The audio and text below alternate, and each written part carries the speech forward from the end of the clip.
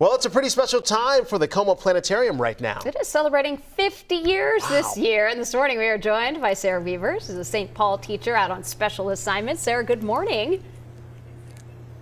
Good morning. So tell us about this special assignment. Great to be here. Great to have you. Well, I am a science teacher with St. Paul Public Schools, but my teaching space is the planetarium. And this is a planetarium that's been here running persistently for 50 years. And every other person who's had this position before me has also been a classroom teacher. So we do special lessons for St. Paul students that are part of their science curriculum. That's pretty cool. So how many students go to the planetarium there each year? I'll see at least 10,000 St. Paul students, and then we do see students from other schools as well, and so that's several thousand more in addition to that. And doing a little bit of rough estimating, we think that we're hitting about 1 million visits for the planetarium around this year. Oh my gosh. So wow. That's a really big deal. Yeah, we're excited about it. Yeah, I mean, and what a treat! It's awesome that they have this opportunity, because I remember going to the planetarium as a kid. There's nothing like a planetarium that gets you just wide-eyed and looking there. You have some of the equipment that you're going to be using for this big 50th event. Can you show us some of it?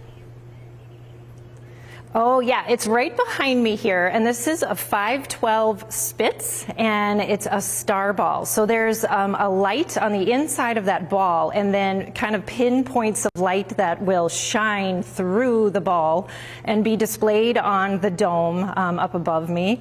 And this is optomechanical, and it's been in use here for 50 years. It still works, so people who come and visit us at our celebration tonight will see this in action. We use a digital display primarily now, but this star ball, the Spitz star ball, has been the main technology for the bulk of the 50 years that this place has been operating. Sarah, really quickly, because we're running out of time, two questions for you. Tickets, how much are tickets? Is there a cost to go? How can people get those tickets? You can actually walk in for free. So this is what we call it a star party. So it's an open house format. We'll have activities that are of interest for all ages. We also usually we have telescopes, but maybe not so much tonight. But we will be here anyway, because that's the beauty of a planetarium. You can still do astronomy education and appreciate the sky, even though the clouds might be covering majority of the city. So well, not only that, we're excited to greet people. Appreciate that gym that's right in our backyard too. Absolutely. It's great. Yeah, well, Sarah, thank you, and thank you for all you do for our students here in Minnesota. We're going to check back with you coming up later on in the show. So we're following a big milestone for Como Planetarium. Turns 50 years old this year, and of course, there will be a party to celebrate. This morning, we are joined by Katie Momar.